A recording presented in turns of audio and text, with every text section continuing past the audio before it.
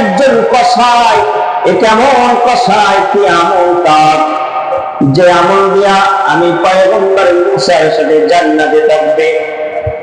ওগো মালিক, তার ঠিকানাটা দেন, আমি একটু তাকে দুই চোখ দিয়া দেখতে চাই। আল্লাহর কাছ থেকে অনুমতি নিয়ে মুসা পয়গম্বর ওই কসাই, যেই বাজারে গরুর ব্যবসা করতেন, কসাইগিরি করতেন, দূর থেকে দয়া মুসা পয়গম্বর কসাইর দিকে তাকায়া দেখে ছোটখাটো একটি দোকানে গরুর ব্যবসা করে, গোশতের ব্যবসা করে। পয়গম্বর দেখে তার গরুর সব থেকে ভালো যে গোশত আছে, এই গোশত টুকরা সে আলাদা করে রাখছে। এবার আল্লাহ তাআলা বলে, বান্দা, তোমাকে দুনিয়ায় পাঠাইছে ইবাদতের জন্য, নেকির কাজ করার জন্য। নেকি করবা, খুশি হবে আল্লাহ, গুনাহ করবা, খুশি হবে শয়তান। নেকি করলে কে খুশি হয়? আল্লাহ। গুনাহ করলে কে খুশি হয়? শয়তান। তো আমাদেরকে কি করার জন্য বলেছেন? নেকির জন্য বলা হয়েছে, ইবাদতের জন্য বলা হয়েছে। সাহাবীদের নেকি কোন ফেরেশতা গুণে শেষ করতে পারতো না। সুবহানাল্লাহ। হযরত ওমরের নেকি, হযরত আবু বকর রাদিয়াল্লাহু তাআলা আনহু, এদের নেকি, সমস্ত সাহাবীদের নেকি কোন ফেরেশতা গুণে গুণে শেষ করা সম্ভব ছিল না। নবীজি বয়ান করতেছেন সাহাবীদেরকে নিয়ে, বলো আজকে কে আছো এমন ব্যক্তি,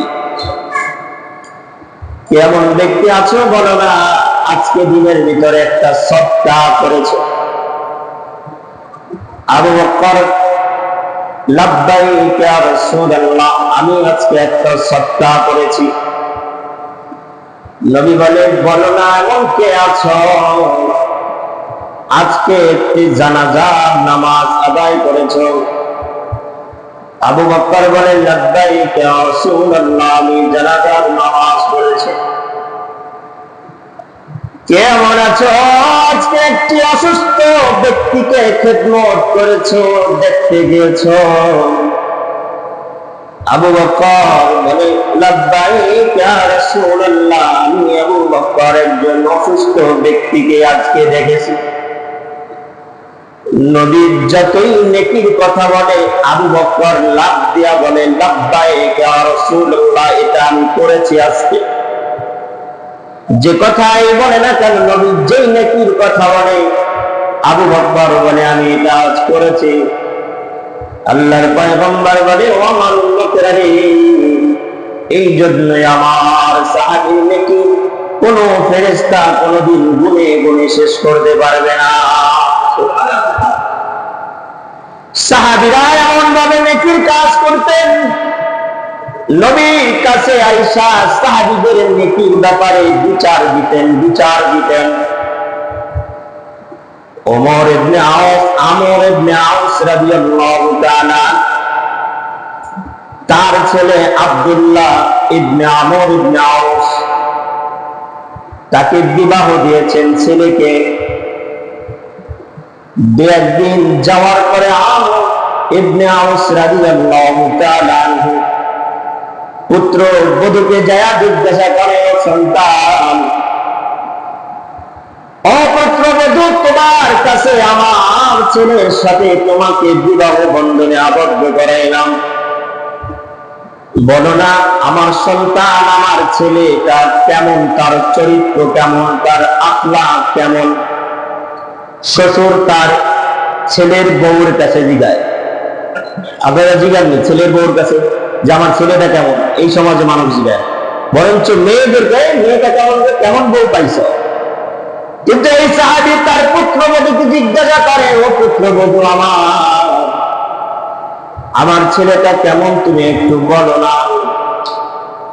পুত্রবধূ তার শ্বশুরকে আমর ইবনে আউস রাদিয়াল্লাহু তাআলা আনহুকে ডাক দিয়া বলে, বাবা, আপনার সন্তান বড় নেককার, সারাদিন রোজা রাখে আর সারা রাত নামাজ আদায় করে। সারাদিন রোজা রাখে, সারা রাত বড় নেককার সন্তান আপনার। এই কথা পুত্রবধূ বলার পরে আমি যদি হইতাম, আমি বলতাম, আহারে আমার সন্তান না, কত ভালো সন্তান, কত সুন্দর, আমার সন্তানের নামে গুণগান করেছে, খুশি হয়ে যাইতাম। আবর ইবনে আউস রাদিয়াল্লাহু তাআলা ডাক দিয়া বলে, এরে আমার পুত্রবধূ তো আমার সন্তানের নামে প্রশংসা করে নাই, বরঞ্চ আমার সন্তানের নামে আমার কাছে বিচার দিছে। কি দিছে? সারা রাত ইবাদত করে, সারাদিন রোজা রাখে আমার সন্তান, আমার ছেলের বউ তো আমার কাছে প্রশংসা করে নাই, বরঞ্চ আমার কাছে বিচার দিয়া দিল। কি বিচার দিছে? সারা রাত যদি আমার সন্তান ইবাদত করে, স্ত্রীর হক ঠিক মতো আদায় করে না, স্ত্রীর হক তো আদায় করে না, বিচার দিয়া দিছে। আমর ইবনে আউস রাদিয়াল্লাহু তাআলা চিন্তা করলেন, আরে আমার পুত্রবধূ তো তার অধিকার তিনি পরিপূর্ণ পায় না। নবীজির কাছে যায়, ডাক দিয়া বলে, ইয়া রাসূলুল্লাহ, ইয়া হাবিবাল্লাহ, আপনার সাহাবী আব্দুল্লাহ ইবনে আমর, আমার সন্তানকে আমি বিবাহ দিয়েছিলাম। আমি আমার পুত্রবধূকে জিজ্ঞাসা করলাম, মা বলো না আমার সন্তানটা কেমন? আমার পুত্রবধূ তো আমাকে বলল, নেককার সন্তান, সারাদিন রোজা রাখে, সারা রাত নামাজে কাটায়া যায়। ও নবী, আমার মনে হয় আমার পুত্রবধূর অধিকার আমার সন্তান আদায় করে না,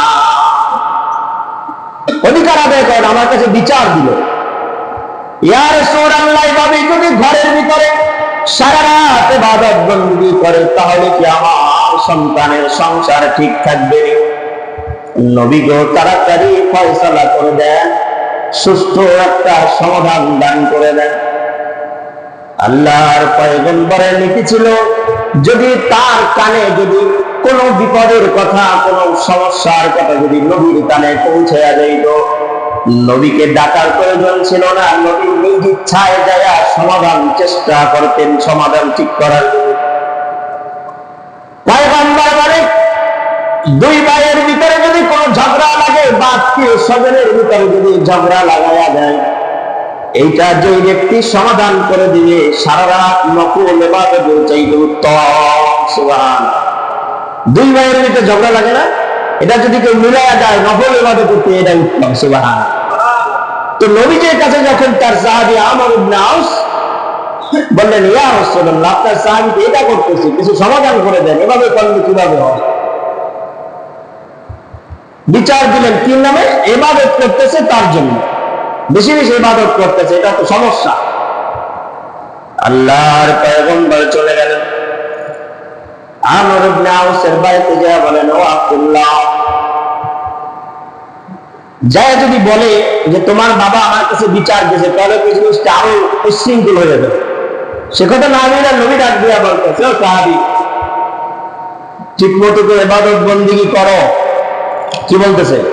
ইবাদত বন্দেগী কি ঠিক মতো করতেছো? আব্দুল্লাহ ইবনে আমর ডাক দিয়া বলে, ইয়া রাসূলুল্লাহ, সারা রাত আমি নামাজ পড়ি। কি করেন? সারা রাত আমি নামাজ পড়ি। নবী আবার ডাক দিয়া বলে, আব্দুল্লাহ, রোজা কি ঠিক মতো রাখনি? বলে, সারাদিন আমি রোজা রাখি। ও আব্দুল্লাহ, তেলাওয়াত কি ঠিক মতো করো? ও নবী, আমি চেষ্টা করি প্রতি রাত্রে এক খতম কোরআন তেলাওয়াত করার জন্য। আল্লাহর পয়গম্বর ডাক দিয়া বলে, ও আব্দুল্লাহ ইবনে আমর, তুমি এশারের নামাজের পরে থেকে যদি সারা রাত ইবাদত বন্দেগী করে থাকো, এত শক্তি তোমার, একটু কমায়া কমায়া ইবাদত বন্দেগী করো। আব্দুল্লাহ ডাক দিয়া বলে, নবী, না, আমার শরীরে অনেক শক্তি, আমার ইবাদত করার শক্তি আছে, আমি কমাইয়া ইবাদত করতে পারবো না, পারবো না। আমার ইবাদতের দরকার, বেশি বেশি ইবাদত করো। নবী তো বলতে পারে না যে তোমার বাবা বিচার দিছে, বললে গঞ্জাম বেড়ে যাইতে পারে। নবী ডাক দিয়া বলে, ও আব্দুল্লাহ, তুমি সারা রাত নামাজ পড়ো, কতদিন কোরআন তেলাওয়াত করো? আব্দুল্লাহ ইবনে ওমর ইবনে আউস রাদিয়াল্লাহু তাআলা আনহু ডাক দিয়ে বলেন, নবী, আমি প্রতি রাতে চেষ্টা করি এক খতম কোরআন তেলাওয়াত করার জন্য। আল্লাহর পয়গম্বর ডাক দিয়া বলেন, না, তুমি একটু কমায়া বলো, তুমি এক মাসে এক খতম তেলাওয়াত করো, এক মাসে এক খতম করো, একদিন এক খতম দরকার নেই, শরীরকে এত কষ্ট দিও না। আব্দুল্লাহ মানে না, না নবী, আমি আমার ইবাদত থেকে আপনি ফিরাইয়েন না, আমার অনেক ইবাদতের দরকার। নবী তাকে বুঝাইলেন, কিন্তু আব্দুল্লাহ শোনে না। এক পর্যায়ে আব্দুল্লাহ নবীর কথা মানলেন। হ্যাঁ, তিনি প্রতিদিন রোজা রাখতেন, মানে সারা জিন্দেগি রোজা রাখার নিয়াত করছে। আল্লাহ নবী বুঝাইলেন যে না, তুমি মাসে 3 দিন রোজা রাখো। আব্দুল্লাহ বলেন, না, আমি মাসে প্রতিদিনই রোজা রাখবো। নবী বুঝাইতে বুঝাইতে এক পর্যায়ে আব্দুল্লাহ এটা মেনে নিলেন যে বছরে 6 মাস রোজা রাখবে আর 6 মাস ইফতার করবে। কোন কোন রাওয়ায়াতে আছে এরকম যে বছরের প্রত্যেকটা দিনই রোজা রাখে। আল্লাহর পয়গম্বর সাহাবীকে একটি ধমক দেয়া বললেন, আব্দুল্লাহ, তুমি যদি এভাবে প্রতিদিন রোজা রাখো, সারা রাত ইবাদত বন্দেগী করো, তোমার স্ত্রীর যে হক আছে এটা কে আদায় করবে? তোমার চোখের একটা হক আছে, এটা কে আদায় করবে? তোমার জেহেনের একটা হক আছে, এটা কে আদায় করবে? বুঝাই দিলেন যে না, এত ইবাদতের দরকার নাই। যে ইবাদত করতে যায়, স্ত্রীর হক নষ্ট হয়ে নফল ইবাদত করতে যায়, এটা তোমার স্ত্রী তো হক আছে। আব্দুল্লাহ তখন বুঝলেন যে হ্যাঁ, এখন বুঝতে পারলাম যে নবী আমাকে কেন কমায়া কমায়া ইবাদত করতে বললেন। এই জন্যই বললেন যে আমি যেন আমার স্ত্রীর হকটা ঠিক মতো আদায় করতে। কিন্তু আল্লাহর পয়গম্বর কিন্তু এরকম দীর্ঘ সময় নিয়ে নামাজ পড়তে, অনেক সময় নিয়ে নামাজ পড়তে। পয়গম্বর একদিন নামাজে দাঁড়াইছেন, নফল নামাজ, পিছন থেকে হুযায়ফা রাদিয়াল্লাহু তাআলা আনহু পিছনে দাঁড়াইছেন। নবী যে নামাজে দাঁড়ায়া সূরাতুল ফাতিহা তেলাওয়াত করে আলিফ লাম মিম তেলাওয়াত শুরু করে দিছে। সূরাতুল বাকারা পয়গম্বর তেলাওয়াত শুরু করে দিছে। হযরত হুযায়ফা রাদিয়াল্লাহু তাআলা আনহু নবীর সাথে নফল নামাজে দাঁড়ায়া গেছে, যে নবী নফল নামাজ পড়ছে, আমি নবীর সাথে একটু নামাজ পড়ে 2 রাকাত সওয়াব বেশি হতে পারে। আল্লাহর পয়গম্বর তেলাওয়াত করতে করতে সূরাতুল বাকারা শেষ করে ফেলছেন, রুকুতে যায় না। হযরত হুযায়ফা রাদিয়াল্লাহু তাআলা আনহুর পা ব্যথা হয়েছে। মনে মনে চিন্তা করে হতে পারে বাকারা শেষ হওয়ার পরে রুকুতে যাবে, বলে না। নবীজি সূরাতুল বাকারা শেষ হওয়ার পরে আলে ইমরান শুরু করে দিয়েছে। সুবহানাল্লাহ। আলে ইমরান তেলাওয়াত শুরু করে দিয়েছে পয়গম্বর। হযরত হুযায়ফা রাদিয়াল্লাহু তাআলা মনে মনে চিন্তা করতেছেন হতে পারে নবীজি আলে ইমরান তেলাওয়াত শেষ করে তারপরে রুকুতে যাবে। পয়গম্বর আলে ইমরান শেষ করে সূরা নিসা তেলাওয়াত শুরু করে দিয়েছে। তেলাওয়াত করতে করতে সূরা নিসাও শেষ করে ফেলছে। 1 পারা 2 পারা না, 5 পারা শেষ করে 6 নম্বর পারায় চলে গেছে। সুবহানাল্লাহ। নামাজ পড়ছে 1 রাকাত, 5 পারা তেলাওয়াত করে ফেলছে। হযরত হুযায়ফা মনে মনে চিন্তা করে, আমার এত অসহ্য হয়ে গেল, পা ব্যথা শুরু হয়ে গেছে। মনে মনে চিন্তা করলাম নামাজ কি ছেড়ে দেব নাকি। আবার চিন্তা করি নবীর সাথে নামাজে দাঁড়াইলাম, এই 2 রাকাত নামাজের কত মূল্য আমি হুযায়ফা জানিনি। হুযায়ফা রাদিয়াল্লাহু তাআলা আনহু বলেন, আল্লাহর পয়গম্বর 1 রাকাতে সূরা নিসা তেলাওয়াত শেষ কইরা রুকুতে গেলেন। আবার পরবর্তী রাকাতে আইসা আবার 2.5 পারা পড়লেন। 2 রাকাত নামাজে 7.5 পারা তেলাওয়াত করছে। সুবহানাল্লাহ। নবীজি দীর্ঘ সময় নামাজ পড়তে, দীর্ঘ সময় লাগাইয়া, এমন রাওয়ায়াত করা যে নবীজি দাঁড়াইছেন নামাজে, পাও পাইটা রক্ত বের হয়ে গেল। সুবহানাল্লাহ। কিন্তু এই নামাজটা তার ছিল নফল নামাজ। কি নামাজ? নফল নামাজে যখন তিনি দাঁড়াইতেন এরকম দীর্ঘ সময় নামাজ পড়তেন, কিন্তু আবার যখন ফরজ নামাজে দাঁড়াইতেন স্বল্প সময়, অল্প সময় শেষ করতেন। কেন? ওই সময়তে নবীর পিছনে মহিলারাও নামাজ পড়তেন। মসজিদে হারামে, মসজিদে নববীতে নবীর পিছনে পিছনে মহিলারাও নামাজ পড়তেন। তো যখন নবীর পিছনে নামাজ পড়তে দাঁড়াইতেন, অনেক সময় নবীর আওয়াজ পেত বাচ্চাদের কান্নার আওয়াজ। নবী চিন্তা করতে হতে পারে মহিলারা আজকে বাচ্চারা কান্নাকাটি করে তাড়াতাড়ি শেষ করে দিবে, হ্যাঁ তাড়াতাড়ি নামাজ শেষ করে। জন্য পয়গম্বর বলে তুমি ইমামদেরকে বলে যেমন ভাবে তেলাওয়াত করতে হবে, যেই তেলাওয়াতের কারণে মুসল্লি অসুস্থ কষ্ট না পায়, মুসল্লি সন্তুষ্ট করিয়া নামাজ করতে হবে। হযরত মাস রাদিয়াল্লাহু তাআলা তাকে পয়গম্বর এক মসজিদে নামাজের ইমামতি দিয়ে দিয়েছে। তো তার পিছনে সবাই নামাজ পড়ে, কিন্তু একজন কৃষক নামাজ পড়ে না। একজন ডাক দিয়ে বলে, এই মুনাফিক, তুই তো রাসূলের সাহাবী মুনাফিক, তুই আমার পিছনে নামাজ পড়ো না কেন বল? অথবা নবীর কাছে বিচার নিয়ে আসে, ইয়া রাসূলুল্লাহ আপনার সাহাবী আমার পিছনে নামাজ পড়ে না, আমাকে বিশ্বাস করে না।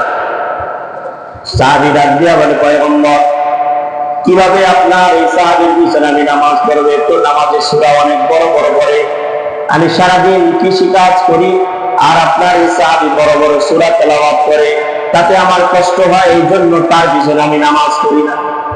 দৌড়তেছে কি বড় সূরা তেলাওয়াত করে। তো পয়গম্বর বলেন যে আমার সাহাবীরা নেকির কাজের জন্য প্রতিযোগিতা করত, তাদের প্রতি এরকম আকাঙ্ক্ষা জাগতো, নেকির কাজ সামনে আসলে সেটা ফেলে দিতেন না, ছেড়ে দিতেন না, আসার সাথে সাথে চেষ্টা করতেন সবাই এটা ইবাদত করার জন্য। এই জন্য নবী বলে কোনো ফেরেশতার ক্ষমতা নাই আমার সাহাবীদের নেকি গুনে গুনে শেষ করবে। সুবহানাল্লাহ। আল্লাহর পয়গম্বর একদিন তাহাজ্জুদের নামাজে দাঁড়াবেন, এমন সময় ওযুর সময় হয়ে গেছে। আব্দুল্লাহ ইবনে আব্বাস রাদিয়াল্লাহু তাআলা নবীকে পানি, ওযুর পানি আগায়া দিচ্ছে। নবীজি খুশি হয়ে গেছে, তাহাজ্জুদের সময় ওযুর পানি আগায়া দিছে। নবী খুশি হয়ে ডাক দিয়া বলে, আব্বাস, আব্দুল্লাহ ইবনে আব্বাস, ও আমার সাহাবী, তুমি কি ঘুমাও না? সাহাবী ডাক দিয়া বলে, ইয়া রাসূলুল্লাহ আমার নবী যদি না ঘুমায় আমি কিভাবে ঘুমাবো? সুবহানাল্লাহ। ও আব্দুল্লাহ ইবনে আব্বাস তুমি কেন ঘুমাও না? আব্দুল্লাহ ইবনে আব্বাস রাদিয়াল্লাহু তাআলা ডাক দিয়া বলে, ইয়া রাসূলুল্লাহ আমি দেখি আমার নবী রাতের বেলা ঘুমায় না, ইবাদত বন্দেগী করে, আমি আব্দুল্লাহ কিভাবে ঘরের ভিতরে ঘুমায়া থাকবো? আমার নবী ইবাদত করে আর আমি ঘরের চতুর্পাশে পাহারা দেই। সুবহানাল্লাহ। ওযুর পানি যখন আগায়া দিছে, নবী খুশি হয়ে গেছে। বলো, তুমি আমাকে ওযুর পানি আগায়া দিছো, বলো তুমি আমার কাছে কি চাও? তুমি যা চাবা আমি তাই দিও। আমি আপনি হইলে কি চাইতাম? দুনিয়ার কোন আর্থিক সমস্যার কথা বলতাম, নবী আমার এটা দরকার। আব্দুল্লাহ ইবনে আব্বাস ডাক দিয়া বলে, ইয়া রাসূলুল্লাহ সত্যি কি দিবেন? বলে হ্যাঁ। বলে পয়গম্বর আমি চাই মৃত্যুর পরে জান্নাতের ভিতরে আপনার জান্নাতের সাথী হতে চাই। সুবহানাল্লাহ। কি চাইলেন? জান্নাতের সাথী। পয়গম্বর ডাক দিয়া বলে, আব্দুল্লাহ ইবনে আব্বাস এটা তো অনেক বড় কিছু চাই না, অন্য কোনো কিছু চাও। আব্দুল্লাহ ইবনে আব্বাস রাদিয়াল্লাহু তাআলা ডাক দিয়া বলে, নবী যদি দিতেই চান তাহলে এটাই দেন যেন মৃত্যুর পরে জান্নাতে আপনার সাথী হয়ে যেতে পারি। এদের চিন্তা ছিল যে নবীর সাথে জান্নাতে কিভাবে থাকবে। হযরত মুসা আলাইহিস সালাম আল্লাহকে একদিন প্রশ্ন করছে, মালিক আমার জান্নাতের বন্ধুকে কে আমার সাথী? আল্লাহ তাআলা ডাক দিয়া বলে, তোমার জান্নাতের বন্ধু বা সাথী একজন কসাই। কি বলেন? কসাই। গরু কাটে না, কসাই। পয়গম্বর ডাক দিয়া বলে, মালিক আমার জান্নাতের সাথী একজন কসাই। এ কেমন কসাই? কি আমল তার, যে আমল দিয়া আমি পয়গম্বর মুসার সাথে জান্নাতে থাকবে? ও মালিক তার ঠিকানাটা দেন, আমি একটু তাকে দুই চোখ দিয়া দেখতে চাই। আল্লাহর কাছ থেকে অনুমতি নিয়ে মুসা পয়গম্বর ওই কসাই যেই বাজারে গরুর ব্যবসা করতেন, কসাইগিরি করতেন, দূর থেকে দয়া মুসা পয়গম্বর কসাইর দিকে তাকায়া দেখে ছোটখাটো একটি দোকানে গরুর ব্যবসা করে, গোশতের ব্যবসা করে। পয়গম্বর দেখে তার গরুর সব থেকে ভালো যে গোশত আছে এই গোশত টুকরা সে আলাদা করে রাখছে। গোশতের টুকরা আলাদা করে রাখছেন কসাই। পয়গম্বর দূর থেকে দেখে কসাই গোশতের টুকরা আলাদা কইরা গরুর গোশত বিক্রি করলেন। সারাদিন গোশত বিক্রি করার পরে এবার ওই ভালো গোশতের টুকরা নিয়ে বাড়ির দিকে রওনা হয়ে গেছে। পয়গম্বর দূর থেকে ফলো করে যায়, দেখে ওই কসাই বাড়ির ভিতরে যাইয়া নিজ হাত দিয়া ওই গোশতটাকে পরিষ্কার কইরা নিজেই রান্না করেছে। নিজেই রান্না কইরা ঘরের ভিতর থেকে তার বৃদ্ধ মাকে তার কোলের মধ্যে শোয়ায়া, একজন সন্তান যেরকম তার শিশু সন্তানকে কোলে শোয়াইয়া খাবার খাওয়ায়, ঠিক ওই কসাই তার মাকে কোলের মধ্যে শোয়ায়া ওই গোশতের টুকরা রান্না কইরা মার গালের ভিতরে দেয়। আর মা যেটা চাবাইতে পারে না ওটা নিজে চাবাইয়া নরম কইরা তারপরে মায়ের বুকের ভিতরে দিয়া দেয়। সুবহান।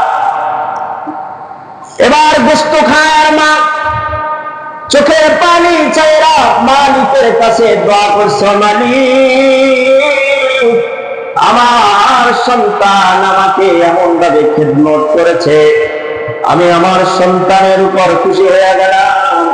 তুমি আমার এই সন্তানকে জামানার পয়গম্বর মূসার সাথে জান্নাত দিয়া দিও। সুবহান।